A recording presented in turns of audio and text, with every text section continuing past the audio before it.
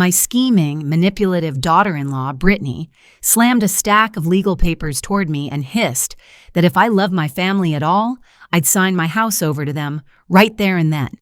At the same time, my pathetic son, her husband Kyle, stared down at his coffee and poor little Mason played on the floor.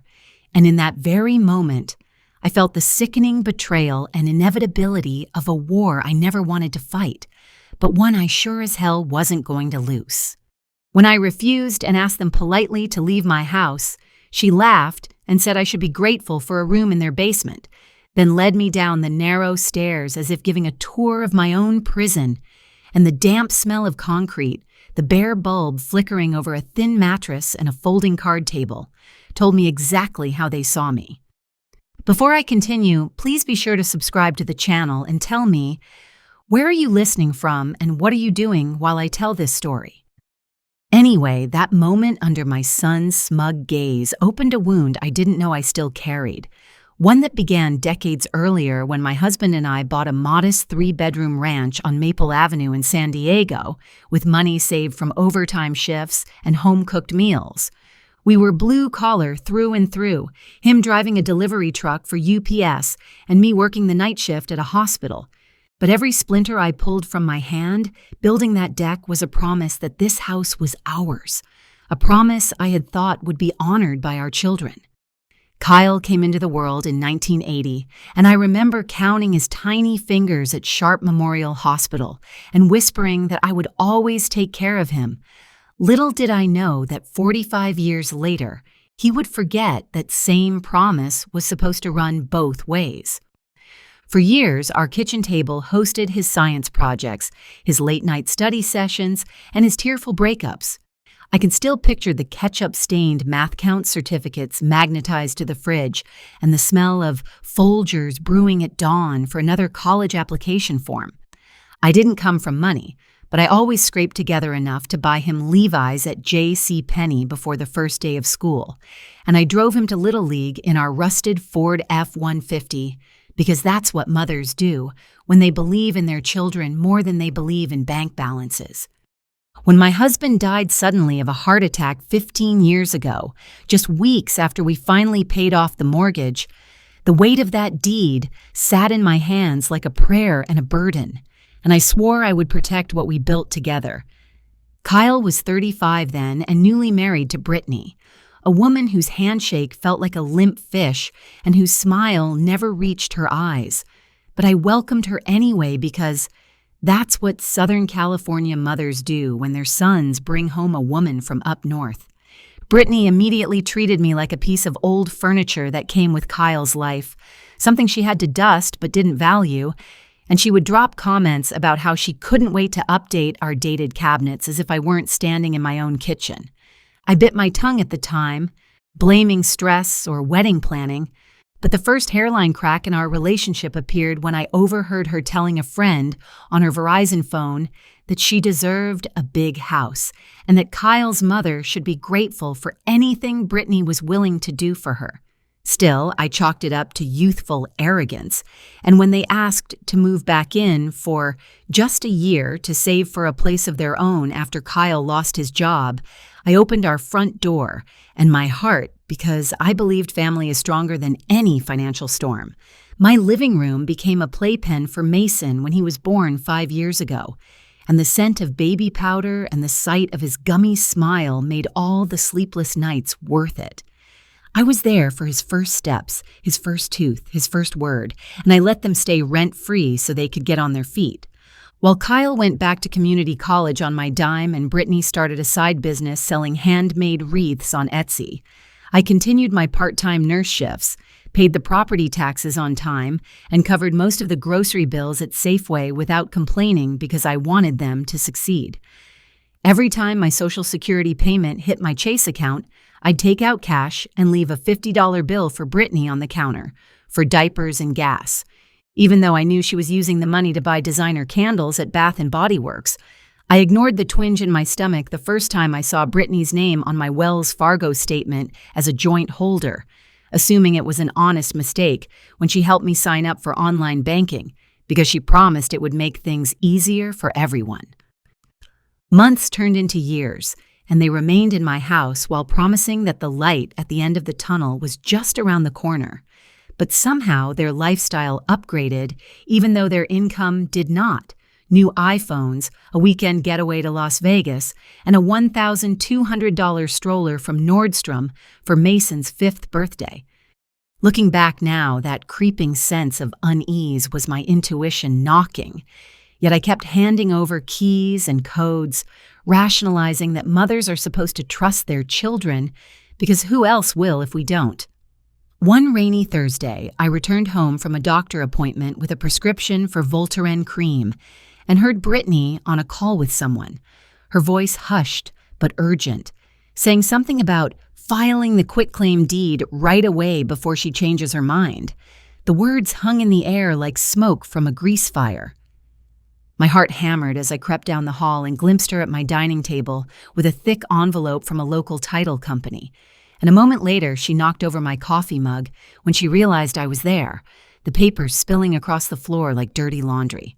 She laughed nervously and claimed it was nothing, just some refinancing paperwork for their own future home, but my name was printed in bold letters next to the words, "Grantor," and the notary stamp looked too real to brush off. That night, I confronted Kyle with the document, and he stared at his sneakers for a long time before admitting that they had filled out a quitclaim deed transferring my house to him and Brittany, and he stammered that it would protect me from probate and make sure Mason inherits my home. He framed it like a favor, reminding me of horror stories he'd read online about families losing homes to the state, and he insisted that all they needed was my signature to make it official, but he couldn't meet my eyes when I asked him why there was a line for Brittany's signature as a co-owner. My blood ran cold because I had just read an article on financial elder abuse where a niece isolated her aunt and forced a quitclaim deed to steal her home, and the story warned that undue influence and isolation could be hidden under a veneer of care. I told him I needed to think and went to my bedroom, clutching the deed, and spent the night at my oak desk reading through the California Civil Code on my old Dell desktop, highlighting the section that said deeds signed under duress or undue influence could be voided if challenged in court. It's funny how numbers that expose a scheme jump out when you're looking. The property was valued at around $640,000 by the county assessor, and my son's plan was to take it without paying a dime, essentially robbing me of my retirement. At 3 a.m, I messaged an old friend, Linda, who I used to split graveyard shifts with at the hospital, and she wrote back that something similar happened in her family, and she wished she had acted sooner because her brother drained their mother's savings without telling anyone. Linda told me to document everything and not to sign anything, and she gave me the number of a probate attorney she said took her seriously and moved quickly, because time is critical when property deeds are involved. She also warned me that if I confronted them too soon, they might move assets before I could secure them. The next morning, I placed the quitclaim deed in a Ziploc bag with the other important documents, our marriage certificate, the original title, my will, and I put it in my safe deposit box at the credit union because I'd seen on the news how people take advantage of parents by adding themselves to accounts or changing beneficiary designations without consent. I made an appointment at the county clerk's office to request copies of the existing deed, and the clerk, a polite woman with a state farm calendar on her desk, explained that no new deed had been filed yet, which meant I still had time to stop them before any transfer became official.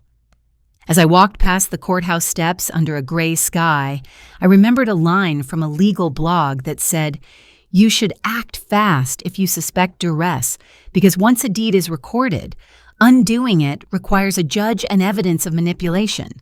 I decided to play along for a while to see how far they were willing to go, because part of me still hoped this was a misunderstanding, a financial planning mistake. But deep down, another part of me was already assembling a plan, a blueprint drawn with decades of blue-collar common sense and a mother's determination. When I returned home, Brittany greeted me with a forced smile and an exaggerated hug.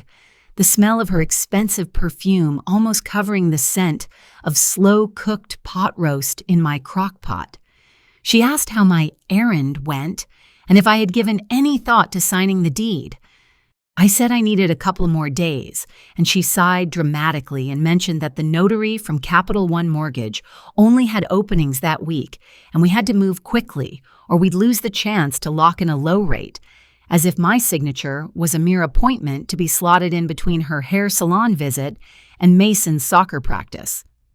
As she left the kitchen, Mason toddled in wearing his little Chargers jersey, asking me to play with him, and my heart cracked because I could see how he would be caught in the crossfire of any decision I made.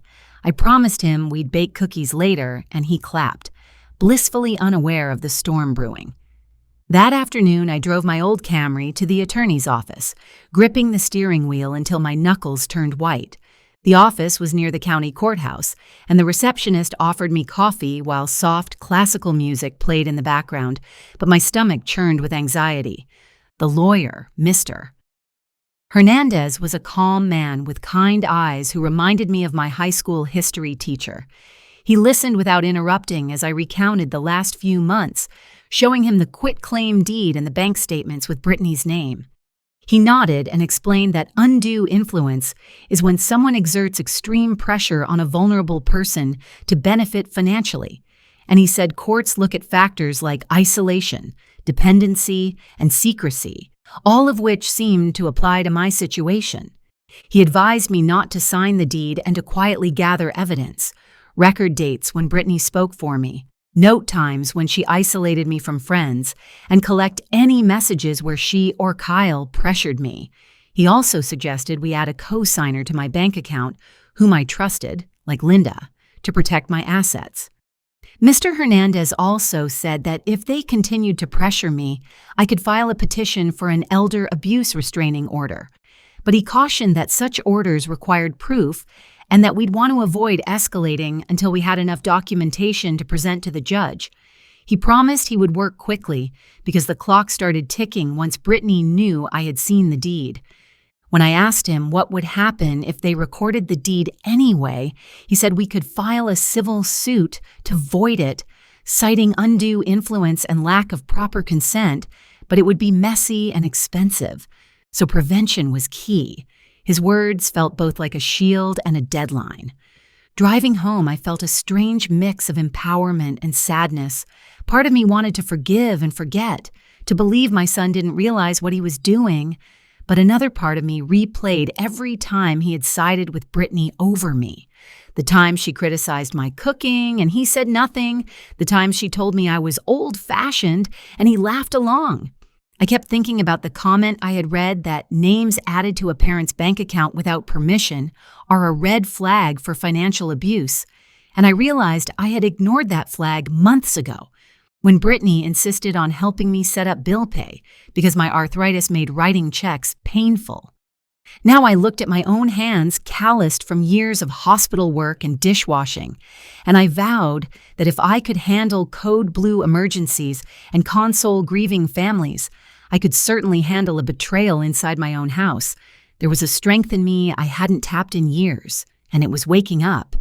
At dinner that night, I made chicken and mashed potatoes with extra gravy, the way Kyle liked as a kid, and I watched him eat without tasting, noticing how Brittany sat at the head of the table as if she already owned the place, how she subtly corrected Mason when he called me Nana instead of Grandma. Between bites, she announced that her friend at the county clerk's office said we could file electronically and avoid going in person. And she slid her tablet across the table, open to a web page requiring my digital signature. My heart pounded, but I smiled and said I was sorry. I needed to use the bathroom first. In the bathroom, I took deep breaths and splashed cold water on my face, glancing at the clock above the sink that ticked louder than normal. I quietly pulled my track phone from my pocket and texted Linda, "Now," which was our code that we needed to proceed with our plan. When I returned, I pretended to misplace my reading glasses and asked if we could schedule the signing for the next day because I wanted to be sure I understood the terms. Brittany huffed, but Kyle forced a smile and said that was fine. though I saw a flicker of frustration flash between them like a faulty circuit. Later that night, Linda came over with a freshly baked banana bread, and we sat at my kitchen table like we did back in our 20s. Except now we weren't commiserating about night shifts, but plotting to protect my home. She agreed to be added as a co-signer on my account, and we completed the paperwork online together on my aging Hewlett-Packard laptop. As we worked, we talked about how people take advantage of their parents by using power of attorney to steal from bank accounts, forging signatures on wills, and isolating them from friends. Hearing her stories both terrified me and steeled my resolve because knowledge is armor. We set up text alerts for any withdrawals over $200, and we closed the joint credit card that Brittany had opened in my name without telling me. Within hours, we received a notification from Capital One about an attempt to transfer $2,000. And thanks to the new co-signer requirement, the transaction was declined, forcing Brittany to confront a barrier she didn't know existed. The next morning, she stormed into the kitchen, wearing leggings and a coffee-stained sweatshirt, accusing me of not trusting her, and I calmly told her that the bank recommended the change to protect all of us from fraud. She glared at me, then at Kyle, who fidgeted with his phone instead of defending me. I reminded her that banks like Chase and Wells Fargo have policies requiring elder account holders to have clear consent for joint ownership, and that I had every right to protect my assets because financial abuse is a crime, not a misunderstanding. My words hung in the air, heavy as the smell of bacon, and for the first time I saw fear flicker in her eyes. She muttered something about picking Mason up from preschool and left, slamming the door hard enough to rattle the china in the hutch. That afternoon, I finally sat down with Kyle alone, just the two of us on the back porch where we used to eat popsicles in the summer. And I asked him if he remembered how many nights I worked double shifts to pay for his braces, how many times I went without to buy him textbooks. He looked up, his eyes red, and for a moment I saw my boy again. He whispered that Brittany had told him we needed to protect the house for Mason's future and that I was being stubborn, that everyone was doing it. He said he didn't realize it could hurt me because Brittany handled the paperwork. I told him I believed in protecting Mason's future, but I also believed that consent matters and that any plan that required him to trick his mother couldn't be right. I reminded him of the California law that says property transfers must be voluntary and free from undue influence, and that I was still alive and capable of making my own decisions. He started to say Brittany meant well, but I cut him off gently and said that if he really cared, he would talk to an independent attorney instead of relying on his wife's friend, and I handed him Mr.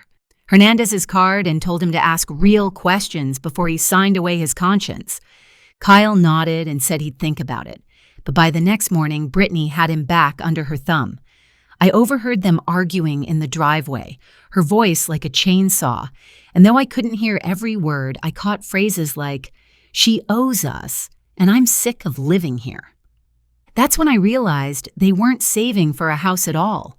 They had been draining me slowly and planning to take the one asset I had left while relegating me to a basement. And the longer I waited, the more control they would have. My plan could no longer be passive.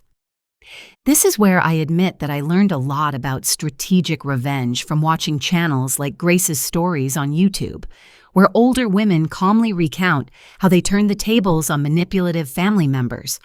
One episode about a grandmother who discovered her grandson stealing from her inspired me to believe that quiet power could be both protective and poetic. I realized that my story could help others too, but only if I navigated this next phase with a clear head and a paper trail.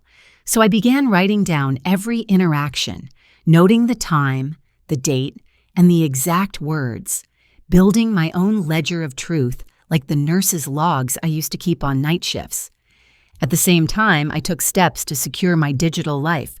I changed my online banking passwords, enabled two-factor authentication, and removed their devices from my Wi-Fi network by resetting the router and only reconnecting devices I recognized, because the attorney told me that controlling your own locks, both physical and electronic, is part of asserting independence under elder law. I also installed a Ring doorbell from Costco so that I could monitor who came and went, because one of the warning signs of manipulation is when relatives isolate parents by controlling access to visitors. And I wanted a record if Brittany tried to block my friends or the mailman. As days passed, I saw how Brittany's behavior mirrored case studies I'd read. She started screening my phone calls, telling Linda I was napping when I was actually sitting at the kitchen table. She repositioned my prescriptions in the medicine cabinet without asking, slowly eroding my sense of autonomy. The more I documented, the more obvious her tactics became. She would answer for me when the pediatrician called. She insisted on controlling the thermostat and the TV remote, and she made snide comments about my failing memory in front of Mason, planting seeds of doubt even though I still balanced my checkbook to the penny. Mr. Hernandez told me to keep my cool because any emotional outburst could be used against me later if this went to court. So when Brittany deliberately burned a batch of my Toll House cookies and joked that maybe it was time for me to give up baking, I smiled and silently added the incident to my log. One night after Mason fell asleep, Brittany and Kyle sat on the couch whispering about an open house they planned to attend in Escondido that weekend. And Brittany said, "Once we get the deed recorded, we can qualify for the mortgage. She won't have a choice but to stay downstairs." And my hands trembled around my mug of chamomile tea, but I kept listening. The next day, I visited the county assessor's office again and learned that they had scheduled an appointment to record the quitclaim deed in 3 days. I thanked the clerk and hurried outside, calling Mr. Hernandez, who said this was the moment we had been preparing for and that I should come in immediately to sign a revocation of any authority I may have inadvertently granted them. In his office, we prepared and filed a document revoking any power of attorney they might have coerced me into signing when Brittany set up my online banking, and he drafted a letter to Kyle and Brittany informing them that any attempt to record a deed without my consent would be met with legal action, citing California probate code sections about undue influence and elder abuse. And he filed a notice of pendency of action to cloud the title so no transfer could take place without a court hearing. He explained that by recording a lis pendens, we were putting anyone on notice that the property was in dispute, which would make it nearly impossible for them to refinance or sell without my signature. This was our firewall, and it had to be filed before they tried to record the quitclaim deed. Leaving the courthouse with stamped copies of the lis pendens in my purse felt like walking out with a shield. The autumn breeze smelled like freedom, but I knew the hardest conversation still lay ahead, telling Kyle that I had taken legal action against his plan. I decided to combine the personal and legal in one moment of disclosure, so I invited them to a Sunday dinner, promising Mason his favorite mac and cheese. I spent the afternoon setting the table with the good dishes I had saved from my wedding, the ones Brittany always said were outdated, and I polished the silverware until my reflection stared back at me with determination. Before they arrived, I placed the deed, the lis pendens notice, and a printed copy of our state's elder abuse statutes on the mantel where the family photos used to sit. I wanted the papers to be the first thing they saw, but I also placed a framed picture of Kyle at age 8 next to them as a reminder of the history we shared. When they walked in, Brittany's nose wrinkled at the sight of the legal documents, and she tried to usher Mason into the living room, but I asked everyone to sit down and listen before we ate. Kyle looked nervous, and Mason sensed the tension, his eyes darting between us. I began by saying I loved them. But I loved myself too, and that the house his father and I built was not just wood and drywall, but a testament to decades of hard work, and I couldn't ignore the red flags any longer. I told them I had consulted an attorney and taken steps to protect my property. Brittany rolled her eyes and called me dramatic, but I continued calmly, citing the bank policy that required the account holder's explicit consent for joint access, and I explained that forging a signature on a deed is a felony. I handed them copies of the lis pendens and the letter from Mr. Hernandez. Kyle's face drained of color as he read, and he stammered that he didn't know what a lis pendens was. Brittany snatched the paper and scanned it, her cheeks flushing. And then she exploded, accusing me of trying to ruin their future. She said I owed them the house after all the free childcare I'd provided. Her words were daggers. But I stayed seated, my hands folded, and I said that according to California law, an elder has the right to revoke a deed signed under undue influence, and that any further attempt to transfer the property would be contested in court. I mentioned that if we ended up in court, the judge would examine whether they isolated me, spoke for me, and manipulated me, and that I had documentation of all those behaviors. Brittany sneered that no judge would believe me because I had no witnesses, but I smiled and said Linda had been present when Brittany pressured me. The bank had records of the attempted transfers, and the county clerk had a log showing they tried to set up a recording without me. There was more evidence than she realized. Kyle looked between us like a boy caught in a custody battle, and for a fleeting second I wondered if he would stand up for me. But he hung his head and whispered that it was too much drama, that maybe they should move out sooner than planned. Brittany shot him a glare that could cut steel. She hissed that they had nowhere to go and that I was pushing them and Mason onto the streets, and she grabbed her purse and marched to the front door. Mason burst into tears, and I knelt and hugged him, promising him that Nana loved him and that he would always have a place to play with my Tupperware lids and spoons. Brittany yanked at the doorknob, but I had changed the locks the day before. She whirled around, furious, demanding I open the door so she could get her things.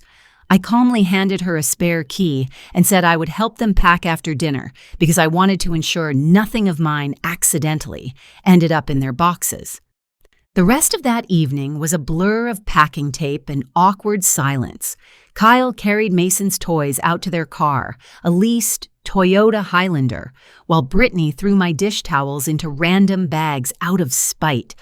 I kept a close watch, noting every item that left the house, because once trust is broken, even potholders look like potential casualties. As I watched their taillights disappear down Maple Avenue, I felt a wave of grief wash over me, like the time I dropped Kyle off at college, except there was no pride this time, only sorrow and relief. The house echoed with emptiness, but it was my emptiness, not theirs, and that distinction mattered. In the days that followed, Brittany flooded my phone with texts promising I'd never see Mason again, threatening to sue me for emotional distress, and posting passive-aggressive updates on social media about ungrateful parents. I kept every message, forwarding them to Mr. Hernandez as evidence of harassment and potential violation of elder abuse statutes. Kyle called once late at night from what sounded like a parking lot, sobbing that he didn't know things would go this far and begging me to reconsider. I told him I would always be his mother, but until he acknowledged the harm he'd allowed and sought counseling, I couldn't allow him back into my home or finances, and I suggested he look for resources like Adult Protective Services if he truly wanted to understand what he'd been part of. Meanwhile, I took control of my future. I met with a financial planner at Edward Jones to explore selling the house and moving into a smaller senior community, and he outlined options like reverse mortgages, but ultimately said selling would give me the independence to live comfortably without worrying about property taxes or maintenance, especially now that there were legal clouds on the title. I researched senior apartments with amenities like a communal garden and a crafts room because I'd always wanted to take up quilting, and I toured a complex near Balboa Park where the manager, a cheerful woman named Denise, offered me a freshly baked cookie and detailed the schedule of activities like watercolor classes and Tai Chi. After thinking about it for a week and consulting with Mr. Hernandez about the best timing given the pending Ellis pendants, I decided to sell the house to a neighbor named Roger, a contractor who had admired our property for years and promised to preserve the old oak tree my husband planted. He offered me fair market value, $642,500, paid through an escrow with a local credit union that required my signature and mine alone. We listed and sold within 2 months, and because the lice pendants noted a dispute, the escrow company required Kyle and Brittany to sign a waiver acknowledging they had no claim.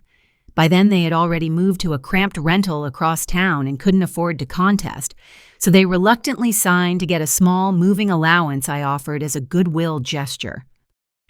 On the day of closing, I sat in the title office with a fresh cup of Starbucks and signed my name on dotted lines that affirmed my autonomy. The escrow officer, wearing a Wells Fargo name badge, double-checked my ID and smiled politely, making sure I understood each page, a simple courtesy that Brittany had never extended to me. When the wire hit my account, I felt a sense of lightness I hadn't known in years. The numbers on the screen were more than money. They were proof that I had regained control and that I could build a new chapter on my terms. I moved into the senior community 2 weeks later, bringing only what I loved: the photo albums, my mother's china, the quilt my grandmother sewed, and a few boxes of Mason's drawings he had given me over the years. I left the rest for the estate sale company to handle, a symbolic shedding of weight. On my first morning there, I sat on my balcony with a cup of Folgers and watched the sunrise over the eucalyptus trees, feeling the cool breeze on my cheeks. I thought about the hurt, the betrayal, and also the resilience that had carried me through. I still see Mason once a week at the library for story time because I petitioned the family court for grandparent visitation, and the judge granted it, citing the importance of maintaining a stable relationship for him. Kyle brings him, and though our conversations are stiff, the love in Mason's hug reminds me that some bonds survive even adult failures. Kyle told me that Brittany left him shortly after they moved out, blaming him for losing the house. He now rents a small apartment and works at a plumbing supply store, and he admits he should have listened to me and sought independent advice. Perhaps our relationship will heal in time, but I know trust has to be rebuilt slowly, like framing a new wall piece by piece. Brittany blocked me on social media and moved back near her parents in Oregon, sending me a final email saying I had ruined her life. I replied with a single sentence: "I hope you never know what it's like to be betrayed by your own child." Some nights the quiet is heavy, and I thumb through photo albums, lingering on Kyle's toothless grin and Mason's chubby hands coloring at my table. I cry sometimes, but not from regret, from grief that something so preventable happened because of greed and entitlement. When neighbors at the senior community ask why I sold my house, I smile and say I wanted less yard work and more freedom. And if they press, I tell them that protecting yourself isn't selfish, it's necessary, especially as we age. The laws exist for a reason, but we have to be brave enough to use them. I joined a support group for older adults at the YMCA and shared my story. More than one woman wiped tears and said they had been pressured by their children to add them to deeds or accounts, and hearing my experience gave them the courage to say no or to seek advice, which filled me with a sense of purpose I hadn't felt since my nursing days. I'm still learning to forgive, not just Kyle and Brittany, but myself for missing the early signs, for being too trusting. Yet I also remind myself that trust is not a flaw. It's a reflection of my belief in family, and that belief is still intact, just wiser. Every once in a while, I drive past my old house and see Roger's children playing under the oak tree. He replaced the roof but kept the porch swing, and I smile, knowing the home continues to shelter laughter and life, just not mine, and that's okay because my story continues elsewhere. At my new apartment, I keep the original deed in a fireproof safe next to my bed, a tangible reminder of what I fought for and won. I also keep a printed copy of the Elder Abuse Hotline number and a brochure on financial exploitation, because I've learned that preparedness is a form of peace. Sometimes late at night, I replay the moment in the basement when Kyle told me to be grateful, and I wish I had responded differently. Maybe I would have said, "Gratitude flows both ways." But even though I didn't speak those words then, my actions later embodied them. Now, when Mason visits, we bake cookies in my small but bright kitchen, and he sits on a booster seat stirring the batter while telling me about kindergarten. He still calls me Nana, and I still whisper promises to him, but they're different promises now. To teach him about boundaries, about fairness, and about standing up for yourself even when it's hard. At the end of the day, my son's betrayal hurt deeply, but it also reminded me that my dignity is not negotiable. No amount of guilt-tripping or emotional blackmail can force me to give up what I've worked for, and that realization is more liberating than any quiet retirement I had imagined. If you're listening and you see similar cracks forming in your family, please know you're not alone. There are legal remedies, supportive friends, and stories like mine and the ones on Grace's stories to remind you that justice, while sometimes slow, is possible. If you made it this far, thank you for walking with me through the basement and the courtroom and back into the sunlight. And remember to tell me where you're listening from, because our shared experiences make us stronger. What would you have done in my shoes, and have you ever faced a similar betrayal? Share your thoughts and tell me where you're listening from. Before the basement ultimatum, there were sunlit mornings when Kyle would help me plant tomatoes in the backyard, his small fingers gently pressing seeds into the soil, while I taught him that patience and care always yield fruit, and those memories make his later betrayal even more painful. I remember knitting him a bright red scarf during his sophomore year at San Diego State when he moved into a drafty apartment with friends. He wore it proudly and told everyone his mom made it, and those simple acts of gratitude sustained me through long hospital shifts. Brittany's charm worked on me in those early days too, like when she brought over a homemade lasagna and thanked me for raising such a good man, leaving me feeling seen and appreciated until I realized later that every compliment was an investment in future control. I mention these moments not to excuse what happened, but to acknowledge that family stories are rarely clean lines. They are messy knots of love and resentment, duty and desire, and understanding them gives weight to the choices we make. There was also the time I agreed to co-sign on Kyle's first car, a used Honda Accord he needed for his plumbing apprenticeship. I trusted him to make the payments, and when he lost his job, I quietly covered 2 months to keep his credit intact, believing that support was an investment in his future. These financial choices, co-signing, paying tuition, covering medical bills, added up over decades. And while I never kept score, I assumed the unspoken balance would be that he would respect my choices when the roles reversed, but that assumption was shattered with one casual sentence in a damp basement. As Brittany's influence grew, she began making decisions about the household without consulting me, like installing a programmable thermostat from Nest that she controlled from her phone, setting temperatures that left me shivering in a sweater while she smiled at the energy savings, a small but daily reminder of her control. She'd schedule contractor visits through Angie's List to assess kitchen remodels and whisper to Kyle about open floor plans while I sat at the table, invisible, my hand resting on the faux wood laminate I had always been proud of because we installed it ourselves one Memorial Day weekend. I tried to involve myself, suggesting we could repaint the cabinets instead of gutting them, but Brittany dismissed my ideas, saying that old styles wouldn't add resale value, and her tone implied that my taste, and by extension, my era, was obsolete. Little things chipped away at my sense of home. She swapped the Folgers coffee for an expensive organic brand from Whole Foods, complaining that my coffee was too bitter, and she replaced my Pyrex bowls with new glass containers that didn't fit in the cabinets, leaving me feeling like a guest in my own kitchen.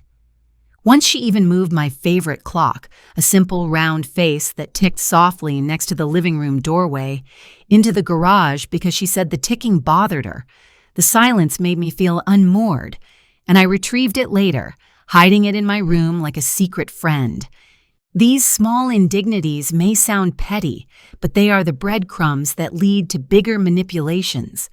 Each time I stayed silent, Brittany learned that she could cross another boundary, like the time she registered Mason for a private preschool and listed herself as primary guardian and me as an emergency contact without discussing it. Another warning sign I ignored was when Brittany started intercepting my mail under the pretense of helping with bills. She would sort through envelopes, dropping the important ones into a decorative basket on the counter and tossing others into the recycling without letting me see them, as if my own name on the envelope didn't matter. One day, I pulled a credit card offer out of the trash and saw that she had pre-filled the application with my name and her email address, planning to open a line of credit in my name. The shock was like ice water, and I confronted her, but she claimed it was a misunderstanding and joked about how many junk offers we get nowadays. After that incident, I took over sorting the mail again, but Brittany responded by signing us up for paperless statements, which meant important documents went straight to an email account I didn't have access to. She even created an online account for my homeowner's insurance and changed the password without telling me. I learned later from the attorney that changing account access without consent is another tactic abusers use to isolate elders and maintain control. And I felt foolish for having assumed that convenience equaled kindness. The truth is, anyone can wrap a chain in velvet and call it love. In those months, my C storyline, my relationship with Mason, kept me anchored. He would run into my room with a stack of picture books, his small voice asking for stories, and we would spend afternoons exploring imaginary jungles and outer space, his head resting on my arm, unaware of the tension swirling above him. One afternoon, Brittany used his nap time as a weapon. She told me I couldn't bake cookies with him because he needed to sleep, but when he woke and ran to the kitchen, she glared and said, "Remember what we talked about, Mason? Mommy says no sugar at Nana's house," using him to enforce her rules and distance us. He looked confused and sad, and I hugged him, whispering that we could bake another time. Inside, however, I added another tally to my mental list of ways she used my love for him against me, each tally fueling a quiet resolve. When the financial signs grew more blatant, debit card charges at retail stores I had never been to, repeated ATM withdrawals at odd hours, and a sudden drop in my savings balance, I printed out the statements and highlighted the unfamiliar lines, ready to present them as evidence if I needed to prove exploitation. One of the charges was to a spa in La Jolla for $350, and I asked Brittany about it. She laughed and said she had used my card to book a mother-daughter massage because she thought I needed pampering, but she forgot to invite me, she joked, and she promised to pay me back next month. Of course, she never did. I called Wells Fargo's fraud department, and the representative asked if I had authorized the charges. When I said no, she initiated a dispute and reminded me that the account holder is responsible for safeguarding their card and that adding someone else to the account doesn't give them carte blanche to use funds without permission, a bank policy line that stuck in my mind.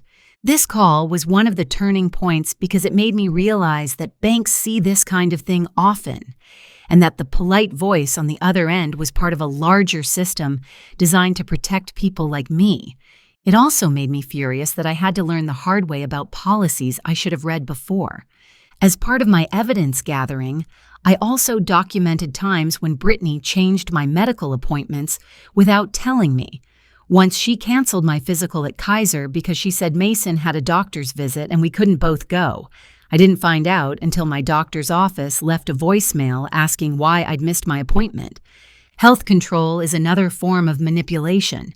By controlling my appointments, she limited my access to outside eyes and ears, effectively isolating me further. Once I realized this, I took back the scheduling, calling my doctor myself and setting up standing appointments every 6 months, writing them in pen on the calendar so they couldn't be erased. Around this time, a neighbor named Mrs. Peterson stopped me at the mailbox and asked why she hadn't seen me at the quilting club lately. When I explained that I'd been busy watching Mason, she frowned and said, "Don't let them take advantage of you, honey. I lost my house because I trusted my daughter-in-law." And her words chilled me because they echoed my fears. She told me her story while we stood in the driveway. Her son's wife had convinced her to sign over her house, just temporarily, to help with refinancing, then locked her out and sold it. By the time she realized what had happened, it was too late. The deed had been recorded, and she didn't have the money to fight it. That conversation was a wake-up call and a cautionary tale, And I realized that ignoring the early signs of manipulation is like ignoring termites in a support beam. By the time you see the damage, the structure may already be compromised. I promised myself then that I would not be another story whispered at mailboxes or featured in cautionary blog posts. I was going to take control before the recorders turned and the headlines read like tragedies. The inciting incident in my B story came when I discovered that Brittany had not only added herself to my bank account, but had also changed my life insurance beneficiary designation to list Kyle and Mason as primary beneficiaries with her as contingent, a move that would have diverted the payout directly to them if anything happened to me. I called my insurance agent at State Farm and asked for a copy of the beneficiary form. When she faxed it over, my hands shook as I saw Brittany's handwriting in places my signature should have been.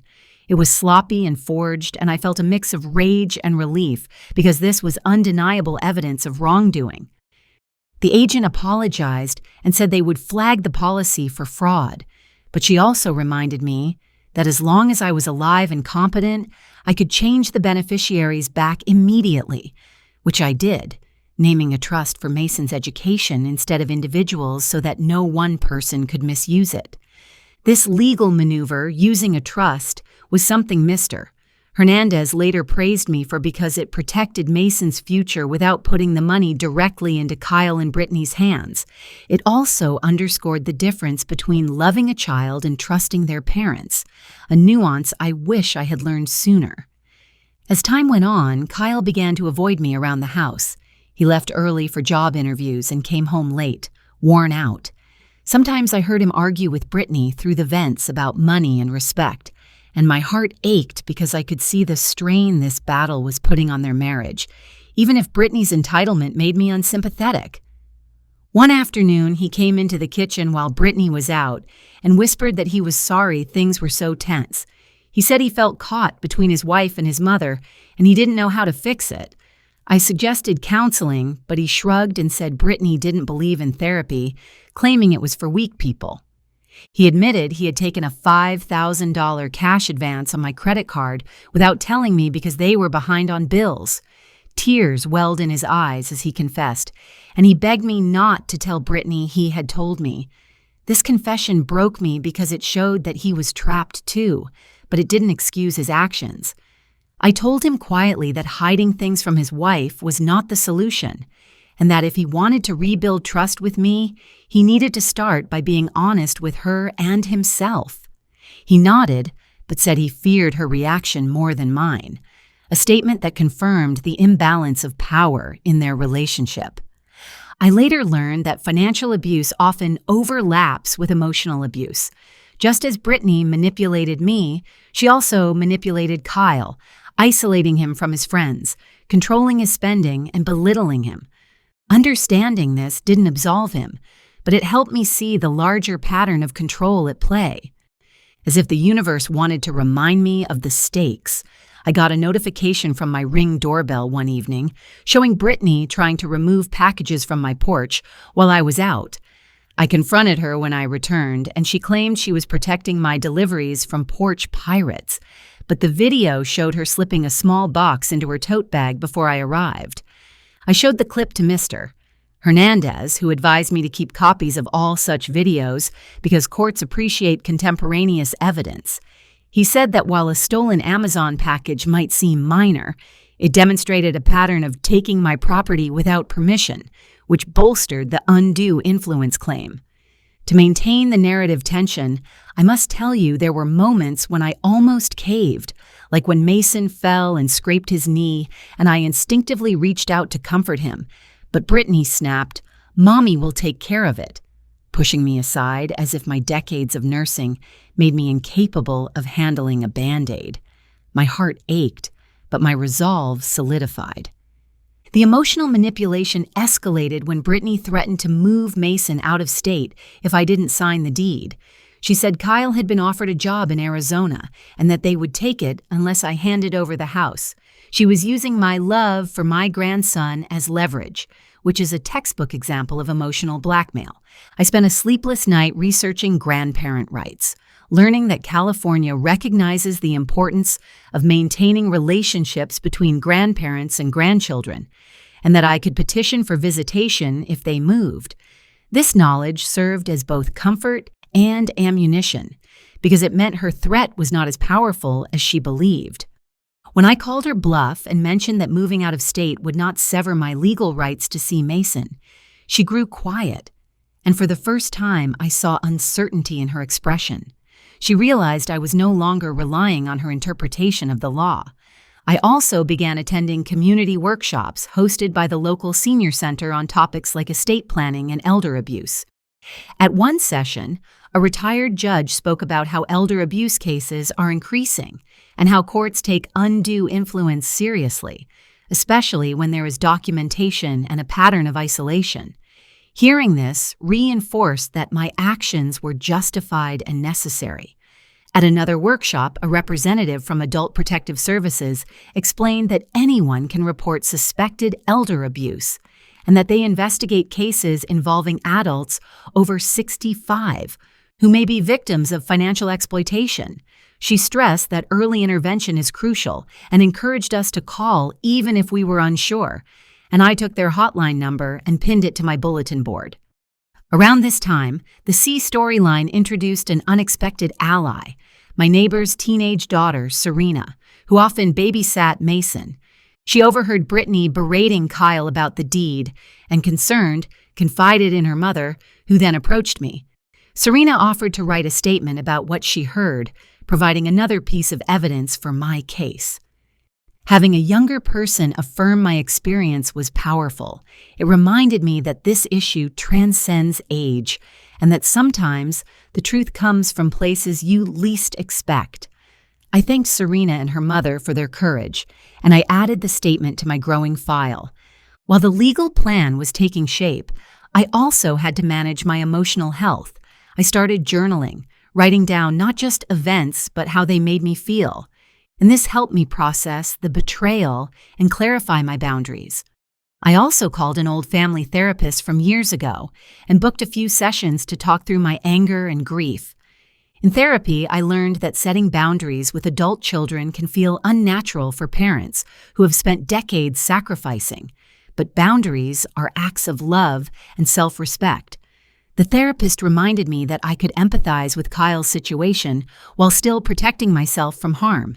She also validated my guilt, telling me that financial exploitation often flourishes in families where parents provide extensive support without discussing expectations. She encouraged me to have transparent conversations about money and plans with other relatives to avoid secrecy and resentment. One of the biggest internal battles was confronting my own fear of public embarrassment. Part of me worried what neighbors or church friends would think if they knew my son was trying to take my house. The therapist gently asked whose opinion mattered more, strangers or my own sense of safety, and that reframing helped me let go of shame. I also had to deal with the practicalities of preparing for a potential court case. Mr. Hernandez explained that civil suits require patience and that hearings can be scheduled months out. He told me to anticipate motions, possible mediation, and the possibility that we might settle before a full trial, a court realism line that tempered my expectations. He recommended we file a petition in probate court if they recorded the deed, but he said he would also send a demand letter first to deter them. He explained that sometimes just demonstrating you have counsel and evidence is enough to make manipulators back down because they fear exposure and legal fees. True to his prediction, after receiving the demand letter, Brittany contacted a lawyer of her own. But from what I heard through Kyle later, the lawyer advised against pursuing the deed, warning that it could be deemed void due to undue influence. This professional pushback forced Brittany to reconsider, although she blamed me for costing them legal fees. As we headed toward the confrontation dinner, I felt the weight of months of planning. I had lists, documents, recorded dates, witness statements, and backup plans. I had changed my locks, my bank passwords, and my beneficiary forms. I had regained control of my finances and my sense of self.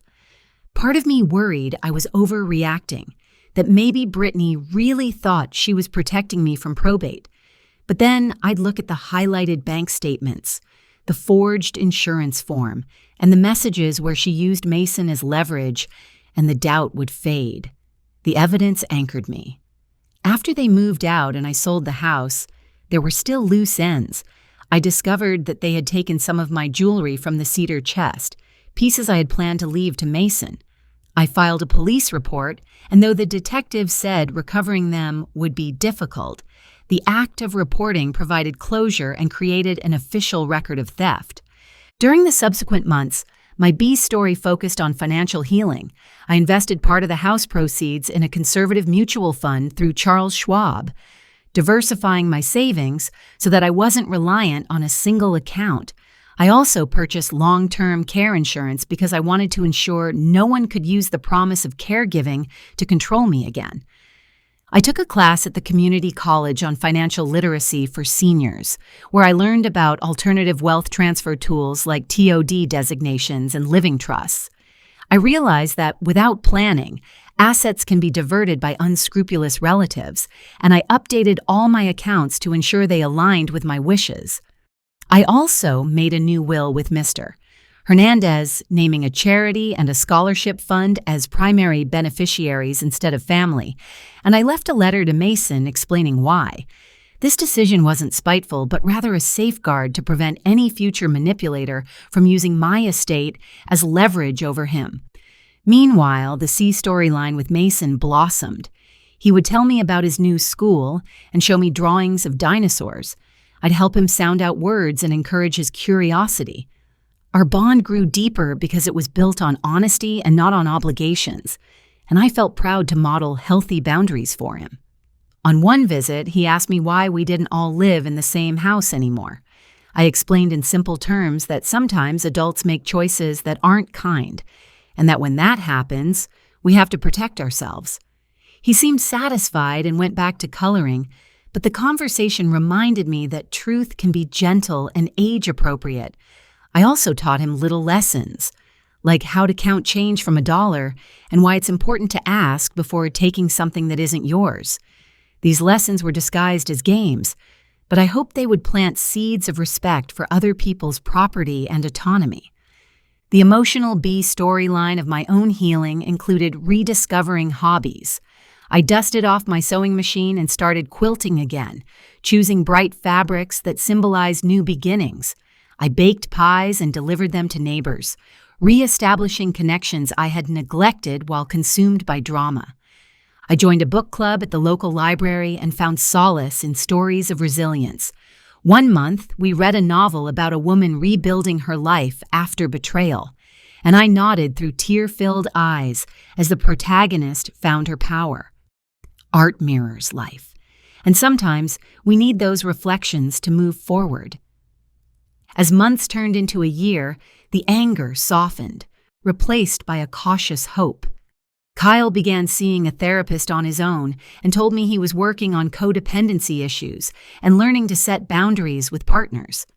He apologized again and asked if we could have dinner sometime soon to talk more, without Brittany in the picture. I agreed to meet him at a neutral place, a diner off Interstate 8 with vinyl booths and endless refills of black coffee, so that we could speak without the ghosts of our house hovering. He arrived early, nervously stirring his coffee, and he thanked me for coming. During that meal, he told me he had found a support group for spouses of controlling partners, and that he finally recognized how Brittany's manipulation had not only hurt me, but also stunted his own growth. He acknowledged that he let her take the lead on financial decisions because he lacked confidence, and he vowed to change. He also admitted that he had felt entitled to the house because he assumed his father's hard work belonged to him by default. But he now understood that inheritance is a gift, not a right. Hearing him say this gave me a glimmer of hope that our relationship might heal in time, though I was careful not to promise reconciliation too quickly. We left the diner with a tentative plan to have lunch monthly, and I felt a weight lift, not because everything was fixed, but because we were finally communicating as adults rather than performing roles scripted by Brittany's ambitions. In one of our later lunches, Kyle asked me more about the legal process. He was curious about how the court would have handled it if the quitclaim had been recorded. I explained that we would have filed a petition to void the deed on grounds of undue influence, presented our evidence, and possibly gone through mediation before a trial. I also told him that judges often take months to issue rulings and that the process is draining and expensive, a reminder of why prevention was key. He seemed surprised by how long and involved the process would have been. He admitted he thought property transfers were simple pieces of paper and had no idea there were waiting periods, notices, and hearings. This ignorance reminded me how easy it is for people to make mistakes when they don't understand the systems they're messing with. Over time, the storylines converged into a quieter chapter. I attended Mason's kindergarten graduation and clapped as he walked across the stage in a paper mortarboard hat. I saw Kyle on the sidelines, smiling nervously, and I nodded to him, feeling a truce forming between us. Brittany did not attend. She sent Mason a shiny new scooter, which he brought over to my apartment the next day. As he zoomed down the sidewalk while I watched, hands tucked in a cardigan pocket, I felt both sadness that Brittany missed the moment and relief that her presence no longer loomed over ours. As I approached the later seasons of my life, I considered what revenge meant. Initially, I imagined a dramatic scene with Brittany humiliated in court, but what actually happened was quieter. I protected my asset, exposed her tactics, removed her power, and built a life free from her control. This kind of revenge is more about reclaiming peace than savoring their downfall. Still, there were times I indulged in fantasies of Brittany scrolling through Zillow from her cramped rental, seeing my house sold to someone else and realizing she lost her chance. I admit those thoughts brought a fleeting sense of justice, but they were quickly replaced by the practical tasks of daily living, like renewing my AAA membership or clipping coupons for CVS. My revenge also took the form of education. I began volunteering with a local nonprofit that educates seniors about financial abuse, telling my story at workshops and webinars. I used plain language to explain terms like joint tenancy, power of attorney, and undue influence. And I watched as attendees scribbled notes and nodded, relieved to find someone speaking their language. At one session, a man in his 70s approached me afterward and thanked me. He said his daughter had been pressuring him to add her to his bank account, but after hearing my story, he decided to meet with his bank manager first. That simple decision might save him from losing everything, and that validation was worth every sleepless night I'd endured. The concept of generational gratitude became a recurring topic in my presentations.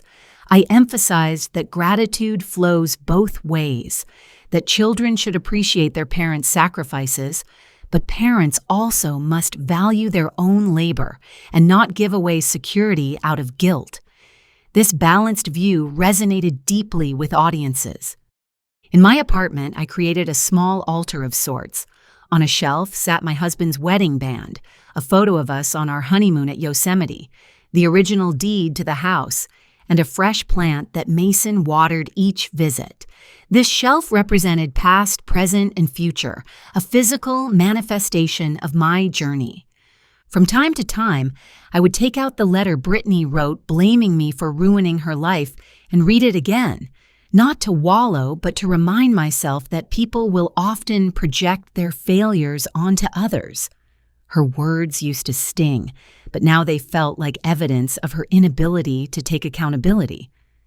I thought about contacting her, perhaps writing my own letter offering forgiveness. But each time I considered it, I realized it would only reopen wounds. Some relationships can be healed, like mine with Kyle, and others must be left as cautionary tales. Letting go is a form of self-care. A year after selling the house, I received a property tax refund check from the county because I had overpaid during the final months. It was only $312, but I laughed at the irony.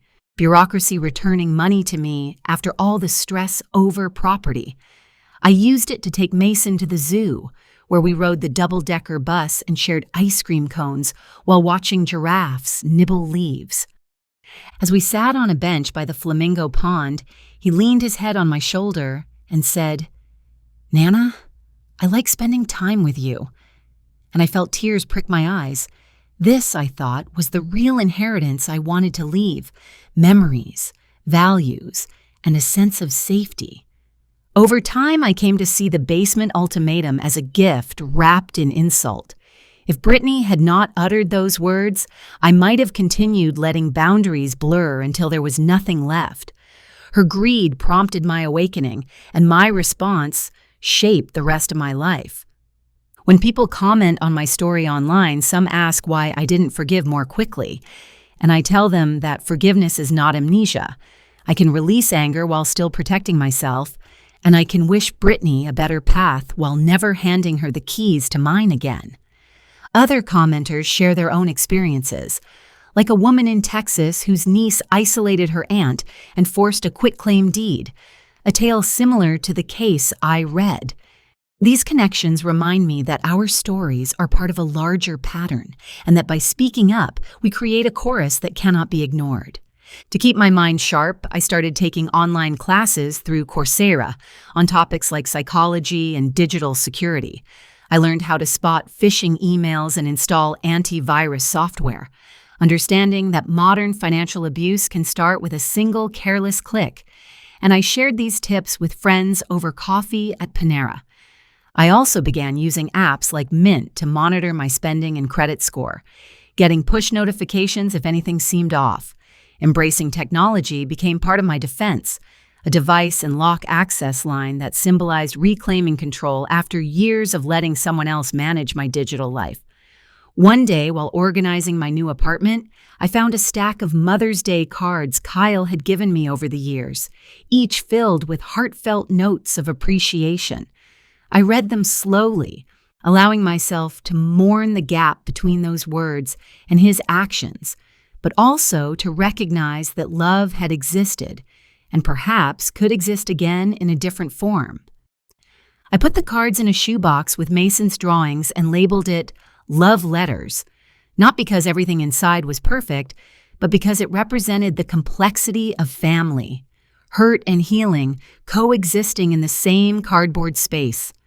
There were also days when I missed the house itself, the creak of the hallway floor, the way the afternoon sun hit the kitchen window, the smell of jasmine in the yard.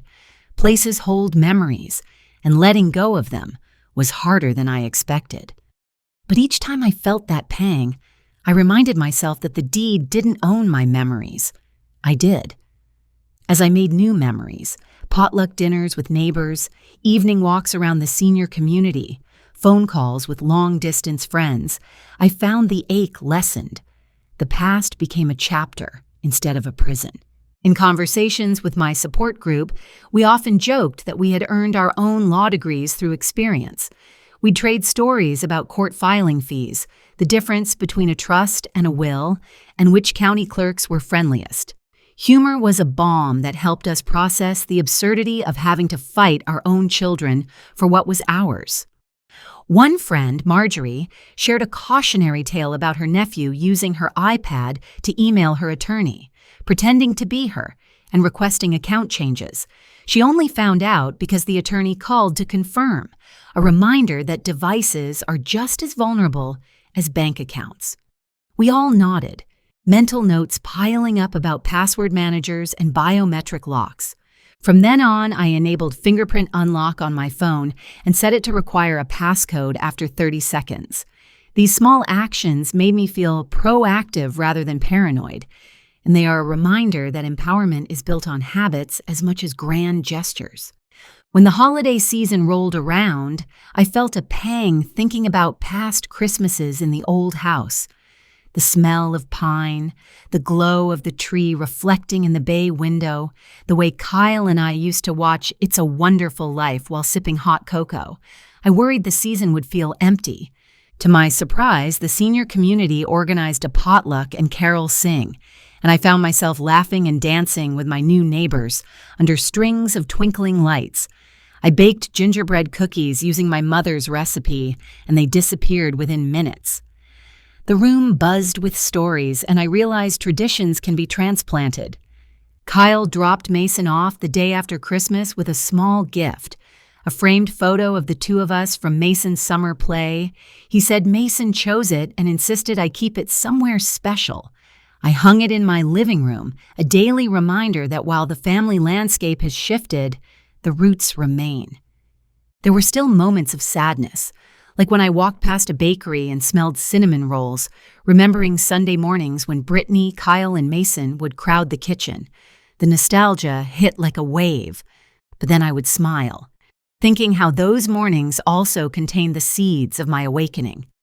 I also faced criticism.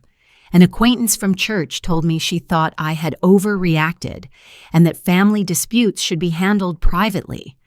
I calmly replied that privacy is often a shield that allows abuse to flourish, and that shedding light on these issues helps others recognize and prevent them. She didn't respond, but I felt solid in my answer. To maintain audience engagement, I'll reveal another twist.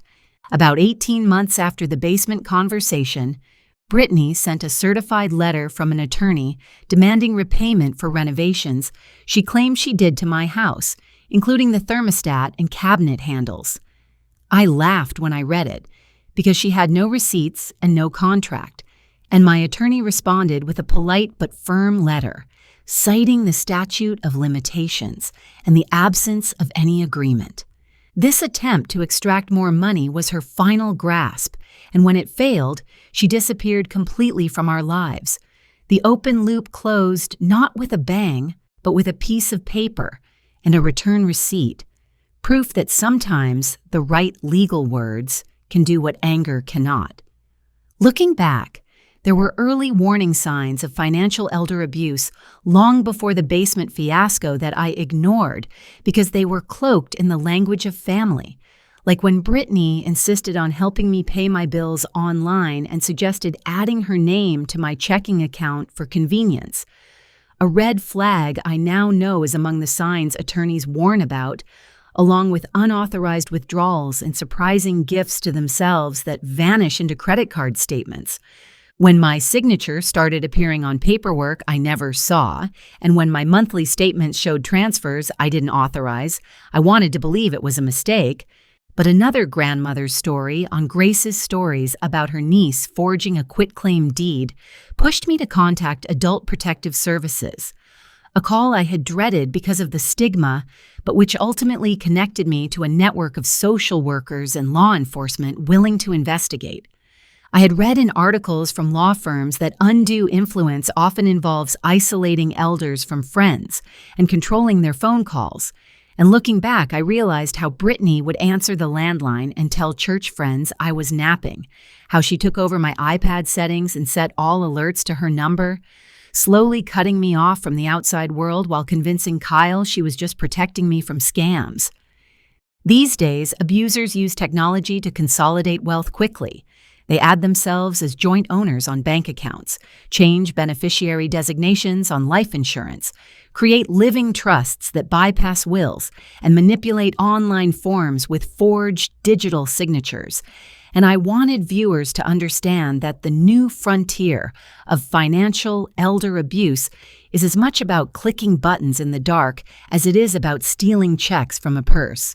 The fight to reclaim my assets taught me to gather every scrap of documentation, from old check registers to emails, and to work with my attorney to file formal complaints, revocations of power of attorney, and, if necessary, conservatorship petitions.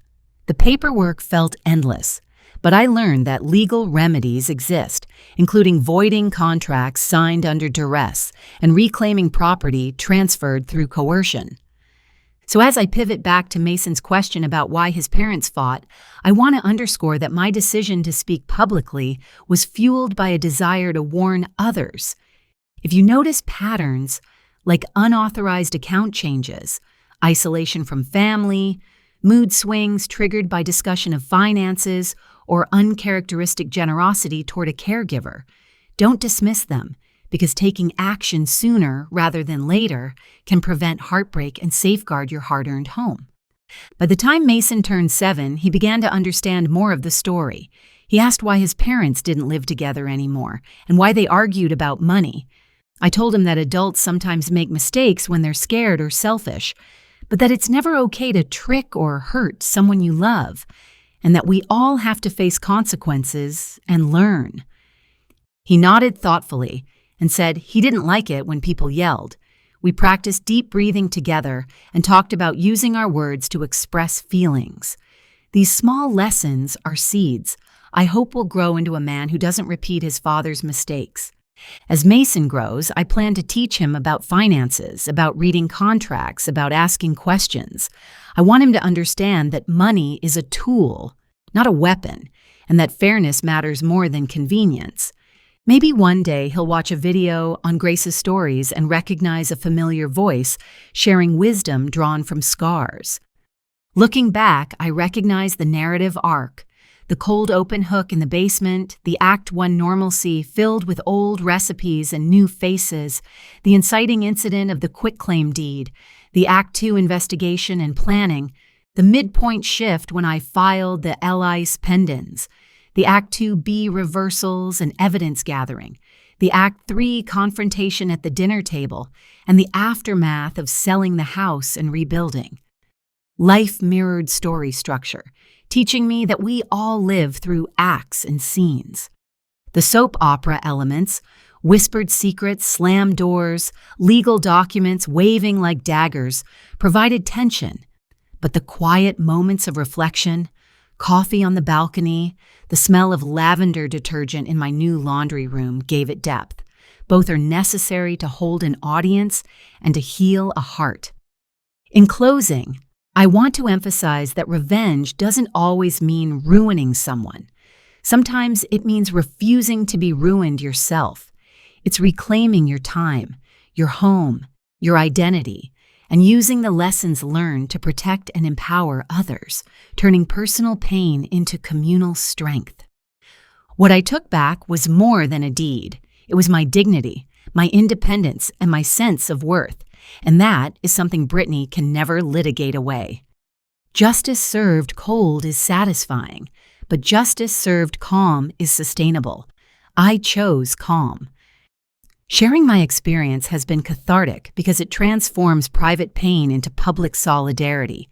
And each time someone leaves a comment about their own struggle, I am reminded that vulnerability is a bridge, not a weakness. I often listen to Grace's stories while quilting, nodding along when her guests describe the subtle ways manipulation creeps into families and the small, steady actions that reclaim power.